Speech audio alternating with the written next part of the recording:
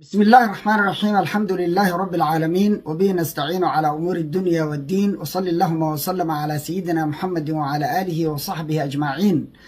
أسعد الله صباحكم ومساءكم ولياليكم أينما كنتم وحيثما حللتم. ولا الله الصوماليد مرد شوكتان بإله سبحانه وتعالى إذكوان ما يلو عدي دبنبك الله كقاضو عدي دن لا له وفي انت بهن الله ديقو انت بكتا الله بكسيو انت دبتي الله ونحرستو والدينتين الله ونحرستو أننا الله نوغدب نحرستو dalka diinta dadka iyo dowladnimadaba ilaahay subxaanahu wa tacaala haynoo badbaadiyo. Maanta waxaan ka hadlaynaa laba qodob. Qodobka koowaad villa Soomaaliya oo shirkii uu ku qabsoomay kelmadaan ka oranaya. Qodobka labaad fiidiyoyo aad u tiro badan oo soo baxaya ee ka hadlaya bilicda iyo quruxda wadanka iyadana kelmadaan ka oranaya. Villa Soomaaliya waa lagu shiray.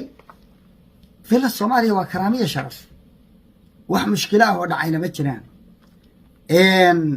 waa ku mahadsan yahay madaxweynuhu inuu bushkareeyay oo riixay. waxa kaloo mahadsan cidda shirka aqbashay oo ogolaatay madaxweynaha iyo dalka inaan karaamada laga qaadin. madaxweynaha weli xilkiisii waa jiraa, muddo xileedkiisii buu ku jiraa, 3 bilood baa u haray. marka in villada lagula shiraa meel kastoo kale ka qurux badan. marka symbolic wadanka guud marka la eego iyo kursiga madaxweynenimada arrintaas sharaf weeye. waxaa nasiib darro ah madaxweynuhu markii la gaaray xilligii qadada in jeebka ay kala soo baxaan raggii meesha fadhiyay oo dhan, nin walba qadadiisu jeebka kala soo baxo. waa tactic xasan alifay. yacni god walaalka ha qodin, ku dhici doontaa. haddaad qodidna ha dheerayn, ku dhici doontaana ma ogida. waa mahmaha Soomaaliya. wixii ma garanaysaa luqadda ingiriiskana waxa la yidhaha what goes around comes around. wixii adigu aa sii daysid oo dirtid baa kuu soo laabta. ma ujeeda? haddaad dhagax cirka u turtid dee dhagax un baa kuu soo noqonaya. madaxweynuhu isagaa ku sameeyey madaxweynihii ka horreeyey ficilkan foosha xun. isaga iyo tiimkiisaan hadda hor fadhiya waa isla tiimkii. xilligii teendhada lagu shirayay la soo bixi jiray qadadooda ama dhihi jiray waa soomannahay. biyahooda xataa watay. ma ujeeda? waa nasiib daro. waa dal gebigiisuba indhala. nin waxaa jirta qiso nin indhala baa waxaa hogaamiya nin indha qaba. ninkaasi marka waa ku tugsadaa ninkan indhahala. magaaladuu la maraa, lacag buu ururiyaa, lacagtaas cuntuu ka siiyaa ninkan. waxa kale isagaa isticmaala oo jeebkiisa ku rita. waana ku bulaalay oo lacag buu ka dhargi. ilaa ninkan indhahala waa laga naxaya, lacag baa la siinaya. maalintii dambe dadkii iyo reerkii iyo qoyskii ninka indhahala ka dhashay waxay yidhahdeen ninkan indhaha loo fiiqayaa. ninka hogaamin jiray meel laga galaada waaye. waa exactly dhibka haysta Soomaaliya. dal karaamo iyo sharaf leh, amni keliya u baahan, 200 oo nin oo ma garanaysaa mushkilaysan oo madhargayaala oo kulligood jiib ah oo aad u hooseeya xagga hanka, aad u hooseeya, lacag un raadinaya, wax ka fog iyo bigger picture, sawirka guud aan arki karin. war Soomaaliya wada hagaagtaa adiga iyo awlaadaada iyo awlaadooda iyo mustaqbalka soo socda u fiican oo uga fiican in adigu jeebkaagu lacag ka buuxsamo. taasaa u fiican. nimaan garan karin waa ninka hogaamiya. ninkii dhulkiisu la dhacay wuxuu yidhi see ku dhici kartaa ninkan haddii indhaha loo fiiqo maxaan ka shaqaynaynaa? aragtida ay ku shaqeeyaan waa intaa. waxaa laga dooday doorashadii. waxaa maqlaynaa in laga heshiiyey oo lagu heshiiyey in doorashadii madaxweynuhu dhulka dhigo. waa ogaanaynaa meesha ku dambayso. laakiin waa guul. weli waxay taagan tahay hadalkii dekaale bay weli taagan tahay doorashada dhexdaan dhigaya. laakiin moodalkii doorashada lagu geli lahaa baan weli laysku raacin. waxaa laga dooday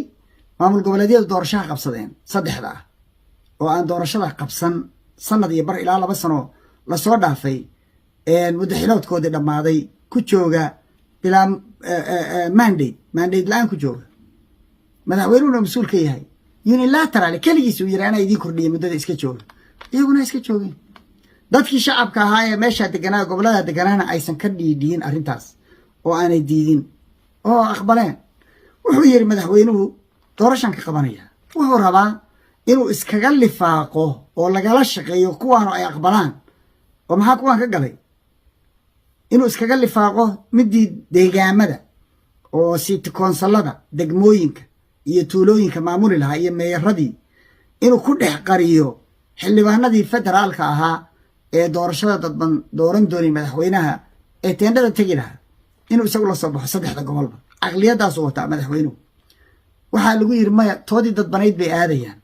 isaguna wuxuu yidhi halayga daaya taa moodal kalaan ka wada fakaraynaa waa ka tashanaynaa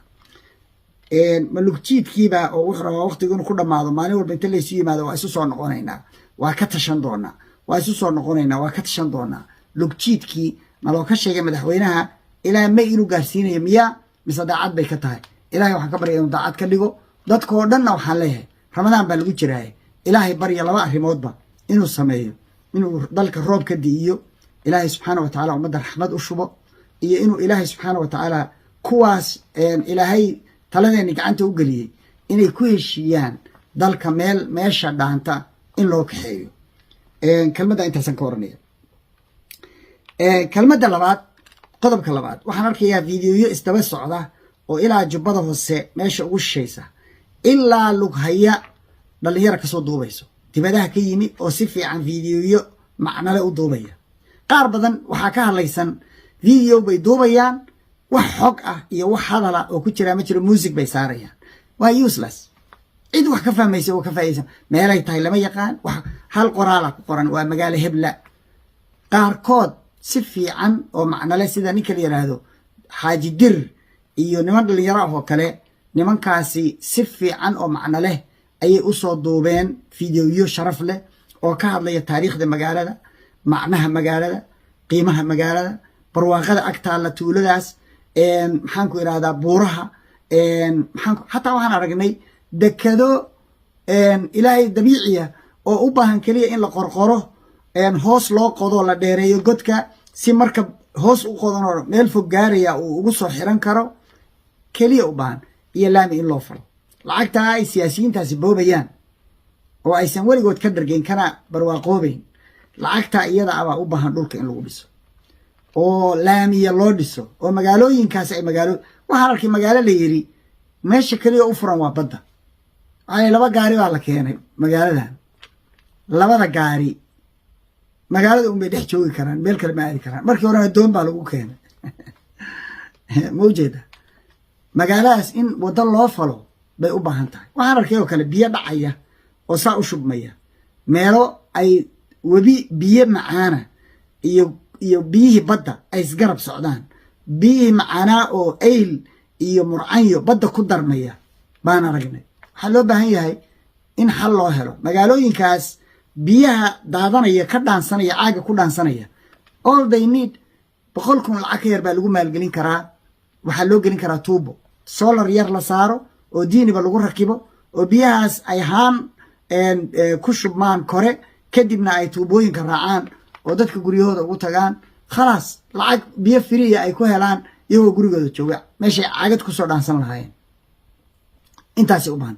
waxaa arkaysaa mooskii iyo saytuunkii iyo liintii iyo barwaaqadii dalkeenu caanka ku ahaa oo kasoo wada baxaysa buurahaas iyo baadiyahaas kasoo wada baxaysa waxaan la heli karin oo barwaaqaaba ka muuqata dahabka iyo luulka iyo iska dhilow gaaladaana ay guranayso oo ay guranayaan imaaraadka iyo balaayada imaaraadkaasu intuu lacag ka sameeyey soomaaliya ilaahay unbaa qiyaasi kara siyaasigana wax yar oo aan macno lahayn oo uu ama doorasho ku iibsado ama uu xoogaa business ku maalgashado baa la siiyey oo loo daadiyey dib u jeensaana la tagtay dhalinyaradaas waxaan ugu baaqayaa fiidiyoyada si fiicanna u duuba xog fiicanna ku shuba oo waxaa sheegtaan waxa aad duubaysaan waxa uu yahay dadka dibadaha jira meelahaas haddii ay dib ugu laabtaan oo ku noqdaan shabaabyadan iyo musiibooyinkan israa'iil iyo ay wataan na meesha laga saaro al-shabaab iyo israa'iil waa isleeyihin ogaada qatar ra-iisul wasaaraheedii markuu Tucker Carlson waraysiga siiyey ciddii qanci weyday iyaday u taallaa qarax buu sii daayay israa'iil iyo maraykanka ayaa samaysta argagixisada caalamiga oo dhan iyagaa iskale iiraan bay ku maagayaan kadib weeye iyagaa samaysta qatar waxay sheegtay inay iyagu u keensadeen nimanka la jooga oo argagixisada iyagu keeneen oo iyagu maalgeliyaan oo Netanyahu lacagta ugu badan ku bixiyo ISIS iyagaa samaystay iyagaa tababartay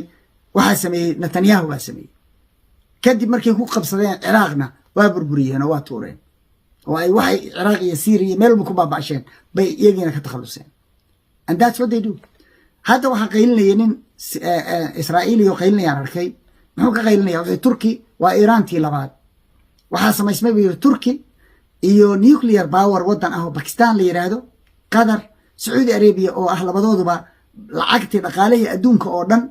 iyo Egypt oo ah ciidan aad u tiro badan iyo dad tiro badan oo population badan haysata ma ujeeda oo tababaran saraakiil iyo askar aad u tababaran leh baa midoobay gaashaanbuurtaasi khatar bay ku tahay Israa'iil waxay arkeen fiidiyoyadan soo baxay Soomaaliyaanu degaynaa Soomaaliyaanu xeebaheeda sukuur garaynaynaa Soomaaliyaanu khayraadkeeda soo saaraynaa qaracan bay u baqtiyeen waxa ciyaalada qeyrqeylinayo facebookyada iyo ka soo qeylinayo youtubeyada xoogaa lacag u daadiyaan oo Israa'iil u doodaya hada arkaysaa nin Soomaaliya oo yahuud u doodaya maxaa ka khaldan dadka ee dhageysanaya